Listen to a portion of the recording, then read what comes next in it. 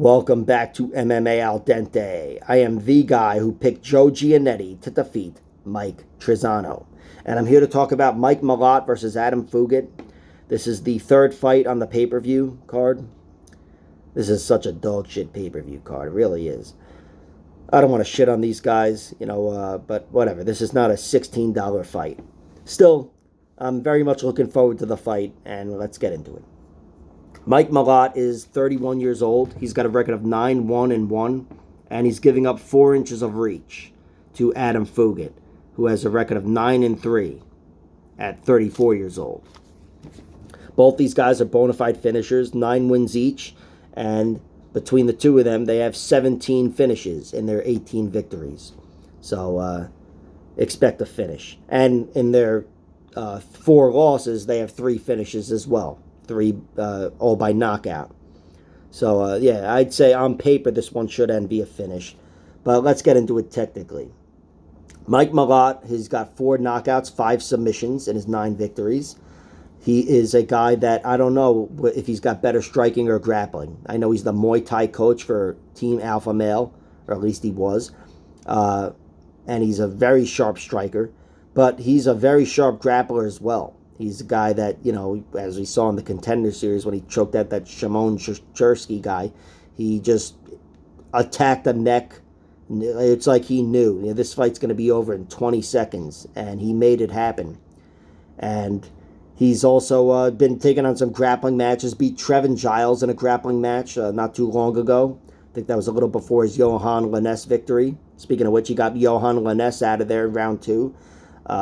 That was a submission. Mickey Gall, he got him out of there with a knockout. He's looked good in the UFC, Mike Malott. And even though I have my doubts about him overall, and they'll be alleviated by watching him fight more, of course, but I really trust his offense. I really do. Defensively, I don't know. He's only got 1 loss, and it was by knockout. Of course, it's to Hakeem Dawodu, who's one of the better featherweights in the world today in the UFC. And despite that, it was 10 years ago, give or take, maybe 8 or 10 years ago, and it was in the WSOF, which is now the PFL. Malott was faring well until he just got his guard split and then stumbled around and got pounced on. I think Dawodu smelled the blood and poured it on. Of course, again, that was 10 years ago, and now he looks very comfortable. Very comfortable as a welterweight striker. I like Mike Malott a lot.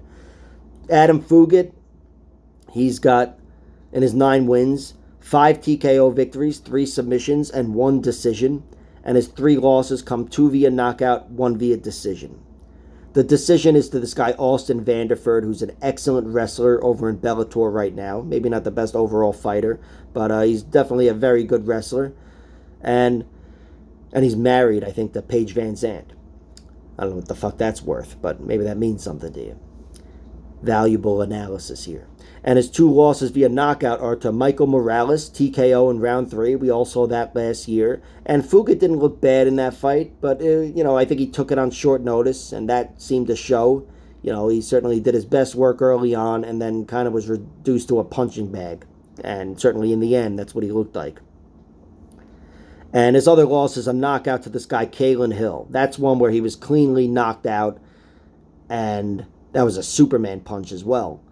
But that guy, that guy had a lot of promise, probably still does. I don't know what he's doing, but, whatever. It's a loss that might get better with age. So Fugit, I trust his chin less, but I don't know how Mike Malott would fare fighting Michael Morales, to be honest, or even Kalen Hill. But I think I trust Adam Fugit less on the feet. Certainly as a striker, offensively, I trust him way less. When I was talking about who I trust more just there, I was talking about their chins.